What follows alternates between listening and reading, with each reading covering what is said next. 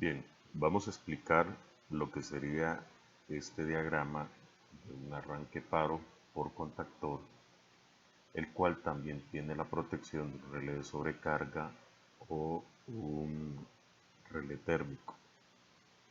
Y además de eso, tiene señalización que sería la luz de marcha y una luz de falla. Para entender un poco, vamos a comenzar diciendo que lo que tenemos acá son dos diagramas. Este primer diagrama que está a la izquierda lo vamos a llamar el diagrama de potencia. El diagrama de potencia y el diagrama de control o diagrama de mando, también conocido como diagrama de maniobra, que tengo aquí a la derecha. Ambos diagramas son los que vamos a utilizar para poder ver el tipo de conexiones cuando hacemos algún tipo de circuito de control. Entonces yo voy a comenzar explicando el diagrama de potencia, ya que podríamos decir que es como el más, eh, el más sencillo de entender. ¿Por qué? Porque en el diagrama de potencia, en este caso por ejemplo, nosotros tenemos cuatro elementos. Primero, un disyuntor termomagnético, tenemos un contactor, un relé de sobrecarga o relé térmico y el motor. Entonces, en el diagrama de potencia lo que nosotros hacemos es que esquematizamos primeramente lo que son las líneas L1, L2, L3. Y aquí vamos a especificar en este caso un sistema trifásico de corriente alterna a un voltaje de 220 voltios. Para este caso, el diagrama en particular indica una frecuencia de 50 hercios, que sería usualmente utilizado en Europa. Sin embargo, este, si es en América Latina el caso, esto sería 60 hercios. Ahora bien, vamos a dibujar los símbolos de cada uno de ellos, de los cuatro elementos que ya dijimos hace un momento. Primero, dibujamos el símbolo para lo que sería el disyuntor termomagnético, que en este caso lo tenemos aquí arriba, y a la par vamos a poner esto que estamos viendo acá. QM me está indicando a mí el tipo de dispositivo y el número 1 indica que es el primer dispositivo que se utiliza en la línea. ¿Por qué? En el diagrama, perdón, ¿por qué se acostumbra a ponerles un correlativo? Esto porque si se tuviera una serie de diagramas de control en un mismo plano, entonces cada uno tiene que llevar esa identificación, ¿verdad? Tiene que llevar indicado cuál es el tipo de este, eh, la numeración para poder decir este es el 1, el 2, el 3 y así sucesivamente. Muy bien. Aquí entonces nosotros indicamos lo que es las entradas 1, 3, 5, la salida 2, 4, 6. Aquí tenemos ya nosotros indicado lo que sería el inyector termomagnético. Acá inmediatamente nos indica que lo que serían estos dos cables van a ir al circuito de mando, que ahora lo vamos a ver a este lado. Y de manera inmediata nos conectamos con lo que sería el contactor. Vamos a visualizar esto. La numeración es de esta manera: 1, 2, entrada y salida; 3, 4, entrada y salida; 5, 6, entrada y salida. O, si queremos verlo de esta manera, entradas 1, 3, 5, salida 2, 4, 6. Lo mismo sucede con el contactor y lo mismo sucede también con lo que sería el relé térmico, ¿verdad? Cada uno de ellos tiene la numeración de entrada y salida. Entonces ya vimos que aquí teníamos QM1, pero ahora en el contactor tenemos KM1. Esto me está indicando a mí que el dispositivo que tengo conectado es un contactor. Luego inmediatamente vemos aquí que dice FR1. lo cual me está indicando que lo que tenemos es el relé de sobrecarga o relé térmico, y como habíamos dicho anteriormente, utilizando la numeración correlativa ya que es el primer elemento.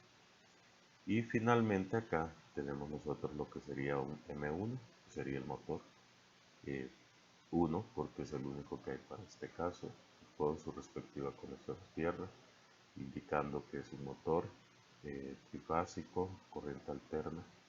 Las entradas U, V y W1 que usualmente colocamos para lo que sería el motor.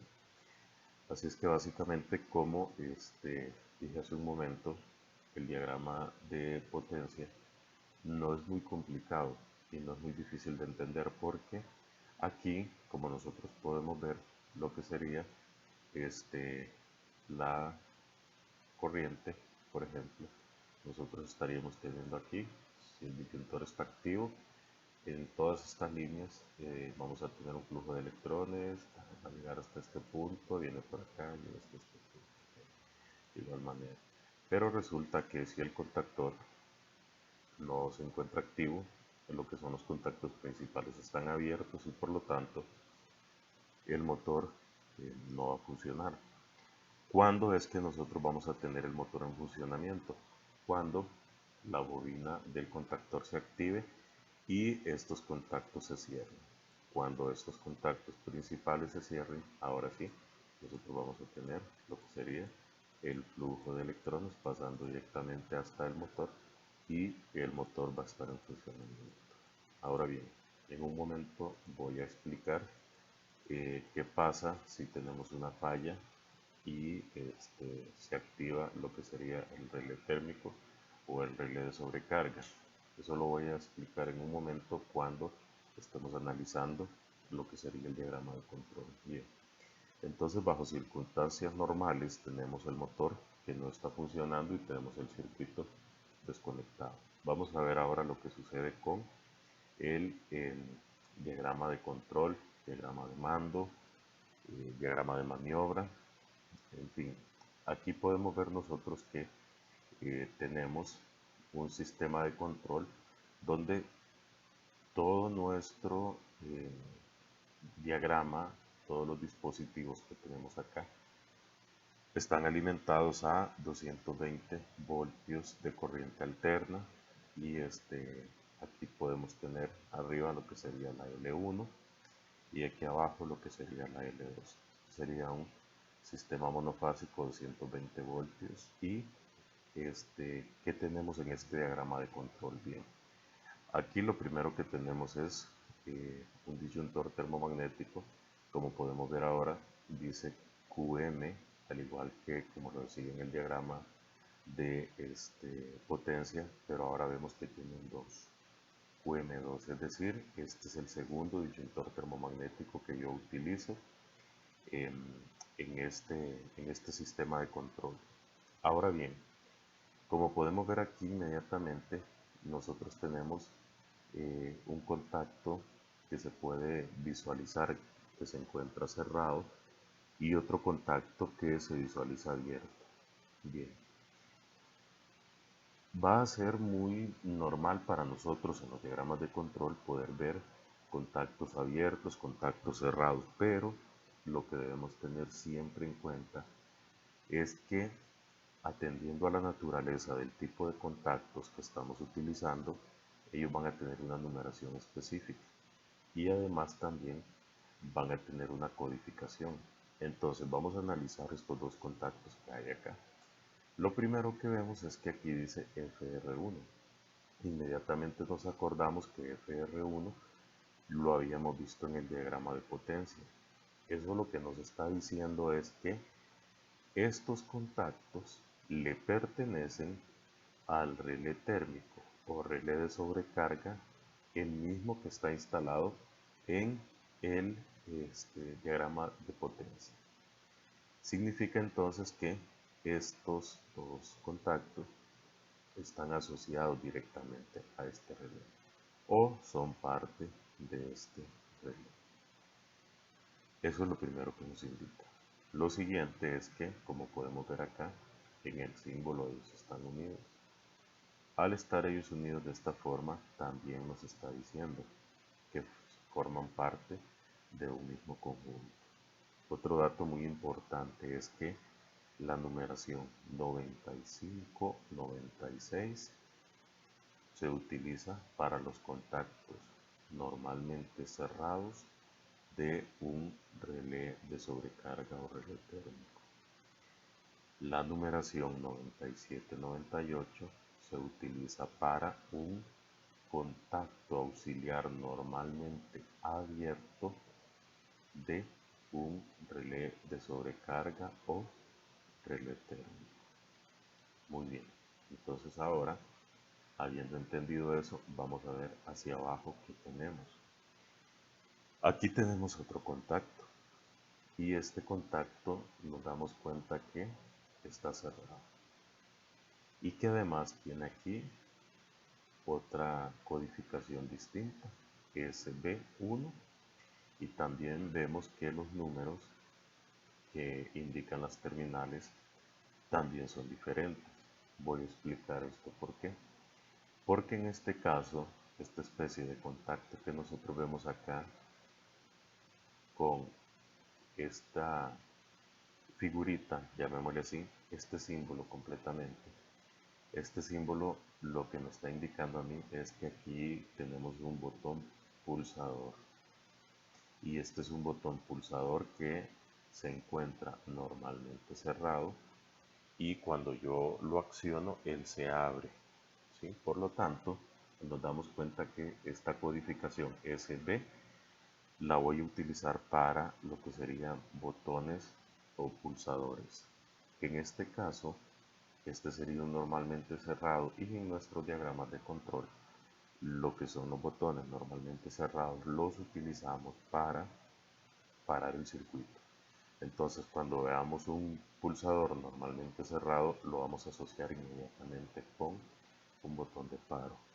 Y, muy importante, la numeración 21, 22, que se utiliza para este tipo de símbolos.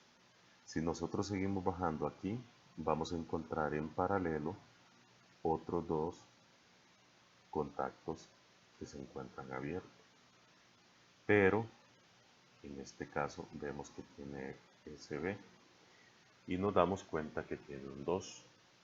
Con eso inmediatamente pensamos que se trata de otro botón pulsador, pero en este caso vemos que tiene el número 2 porque es el segundo que encontramos en este diagrama. Por eso es importante, como lo mencionaba desde el diagrama de potencia, lo que es la numeración cuando vamos a tener diferentes dispositivos de la misma clase. Así es que aquí vemos ahora otro cambio es que al estar abierto ya no utilizamos 21-22, sino que se utiliza 13-14. Y aquí a la derecha tenemos un contacto también abierto, también tiene un 13 y un 14, pero vemos algo muy diferente. El símbolo no tiene esta figurita que tiene el SB2, sino que solamente se ve el contacto abierto. Pero además vemos que tiene la codificación KM1. Inmediatamente pensamos en KM1, que fue el contactor que utilizamos en el diagrama de potencia. De esa manera nos damos cuenta que este contacto auxiliar, normalmente abierto, al igual que los contactos auxiliares normalmente abiertos y normalmente cerrados que vimos en la parte de arriba que estaban asociados al relé térmico, en este caso, al tener aquí esta codificación KM1, se encuentra asociado directamente a lo que sería el contactor KM1. Y finalmente, en la parte de abajo tenemos una bobina que se representa con este símbolo, cuyas terminales se denominan A1 y A2, y además vemos que esta bobina tiene la codificación KM1.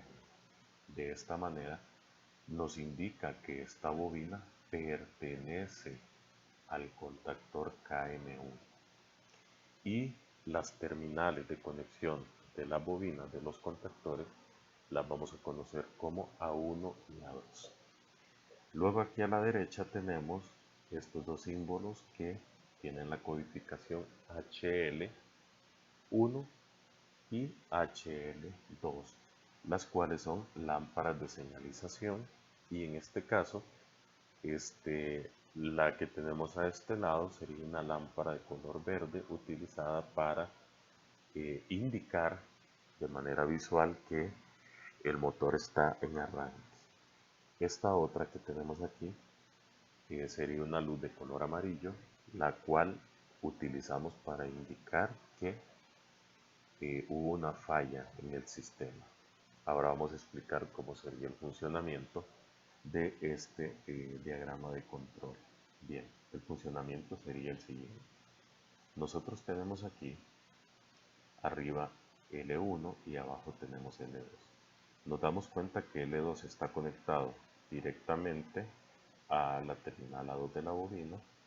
Vemos que las luces de señalización, la terminal X2 de cada una de ellas está conectada directamente también a L2. Por cierto, un detalle que no mencioné, las luces de señalización van a tener estas dos terminales, X1 y X2. Bien.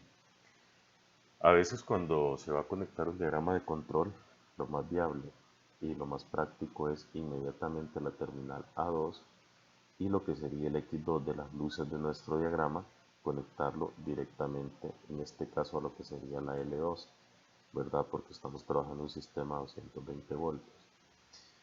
Y una vez que hemos conectado eso, entonces lo más ordenado, llamémosle así, recomendado para trabajar es ir conectando todo de arriba hacia abajo. Entonces nosotros conectamos al disyuntor termomagnético a la L1, salimos del disyuntor termomagnético y hacemos un paralelo, es decir, de la salida del disyuntor termomagnético van a salir dos cables, uno a la terminal 95 y el otro a la terminal 97.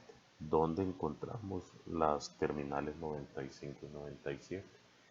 Esas las encontramos en el relé térmico. De manera física vamos a buscar en el relé térmico donde dice 95 y 97. Puede ser que tiremos del disyuntor termomagnético un cable directo al 95 y del 95 hacemos un puente al 97, que en el relé térmico, termomagnético o relé sobrecarga, ahí lo vamos a encontrar nosotros, que están muy cerca estos dos terminales. Luego entonces del 98 sacamos un cable y va directo a la luz de falla. Del 96 salimos con un cable que va directo a lo que sería el botón de paro. Usualmente este botón es de color rojo, entonces lo vamos a conectar a la terminal de entrada de este pulsador, que sería la terminal número 21. Y luego cuando salimos del 22, aquí vamos a tirar dos conexiones. Vamos a tirar uno al pulsador de marcha, que sería el normalmente abierto. Usualmente puede ser de color verde, puede ser de color negro, incluso hay algunos de color blanco, pero tenemos que tener claro cuál es el pulsador normalmente abierto, el de arranque, y es ese el que vamos a conectar. De aquí puede ser que de la salida del botón de paro tiremos otro cable al contacto auxiliar normalmente abierto a la terminal 13, o puede ser que del pulsador normalmente cerrado tiremos un cable al normalmente abierto y luego de acá saquemos otro cable. Eso nos lo va a decir ya la experiencia práctica cuando estemos conectando, que me queda más fácil. El punto es que tanto la terminal número 22, que es la salida del pulsador normalmente cerrado, como la terminal 13, que es la entrada del pulsador normalmente abierto, y la terminal 13 también del contacto auxiliar normalmente abierto del contactor, ellos tienen que ir conectados entre sí los tres puntos. Ahora la salida nosotros vamos a volver a conectar otros puntos, que en este caso van a ser 4 puntos. ¿Cuáles son esos 4 puntos? Uno de ellos es la terminal 14, es decir, la salida del pulsador normalmente abierto. Esta se va a conectar junto con la salida del contacto auxiliar normalmente abierto del contactor, y también se va a conectar con la terminal A1 de la bobina y finalmente con la terminal X1 de la luz verde.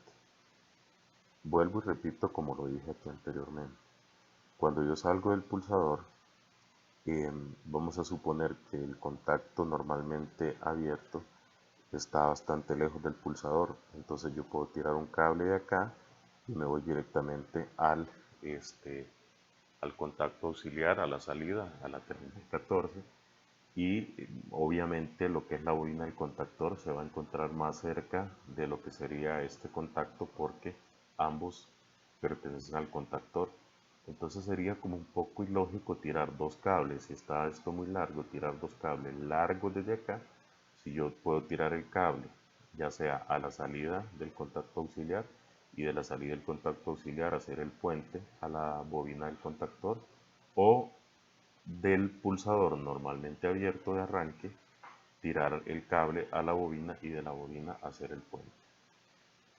En la práctica vamos a buscar siempre la manera de no desperdiciar más material de la cuenta, pero obviamente también cumplir con lo que me está pidiendo mi diagrama de control, y también buscar la ubicación más cercana para esta luz, es decir, este punto X1 me queda más cerca de la salida del contacto auxiliar, me queda más cerca de la salida del pulsador de arranque, o me queda más cerca de la terminal A1 de la bobina. Eso lo vamos a determinar en la práctica y ahí es donde nosotros vamos a tomar decisiones para saber de dónde a dónde tirar el cable.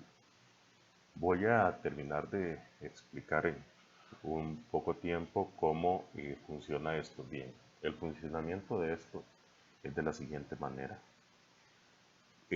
Voy a hacer aquí unas líneas. Aquí nosotros tenemos un flujo de electrones. El flujo de electrones llega acá, viene acá, y cuando llega acá, esto se encuentra abierto, por lo tanto, no pasa hacia acá y la luz no se enciende. La luz amarilla está apagada. Ahora, por este otro lado, los electrones vienen bajando, vienen bajando, vienen bajando aquí, bajan aquí, llegan a este punto y no pueden pasar. Se viene por este otro punto y tampoco puede pasar. Entonces, cuando nosotros cerramos este pulsador normalmente abierto, este botón de arranque, nosotros cerramos esto una fracción de segundo. En esa fracción de segundo que nosotros cerramos esto acá, en esa fracción de segundo bajan los electrones acá inmediatamente y activan la bobina del contactor. Cuando la bobina del contactor se activa, este contacto auxiliar normalmente abierto cambia de estado y se cierra. Recordemos que los contactos auxiliares de un contactor cambian de estado cuando el contactor se activa. Es decir, cuando activamos la bobina del contactor, se cierran los contactos principales y el motor comienza a funcionar, y al mismo tiempo los contactos normalmente abiertos, auxiliares, se cierran, así como también los normalmente cerrados, auxiliares, se abren. Entonces, en esta fracción de segundo que nosotros tocamos el pulsador, este contacto auxiliar se cierra y los electrones comienzan a fluir por acá, se vienen en esta trayectoria y también bajan por acá y enciende la luz verde. Cuando nosotros soltamos el pulsador aquí y nosotros quitamos eh, la acción mecánica, ¿verdad?, del pulsador, en ese momento, después de haber pasado una fracción de segundo y que vimos que esto se cerró y que vimos que también los electrones ahora se están viniendo por este lado, por la derecha, y además están pasando por acá, a pesar de que nosotros ahora soltamos el pulsador, este contacto que se cerró en esa fracción de segundo que energizamos la bobina, él se mantiene cerrado. Él hace una retención, lo que nosotros conocemos como memoria, y también le llamamos enclavamiento del contactor. Esta función acá es la que nos permite a nosotros soltar este pulsador y que el contactor se mantenga activo, la luz verde se mantiene encendida y el motor se mantiene en operación. Pero ¿qué pasa si nosotros queremos parar el sistema? Si nosotros queremos parar el sistema, basta con que nosotros toquemos por un momento el pulsador normalmente cerrado que tenemos aquí arriba, y en el momento que nosotros abrimos este punto de acá, en esa fracción de segundo que se abre, toda la corriente que estaba fluyendo por acá y que estaba pasando a través de este que estaba cerrado y que me estaba activando el sistema, en esa fracción de segundo todo esto deja de suceder. Y es ahí donde el sistema se detiene.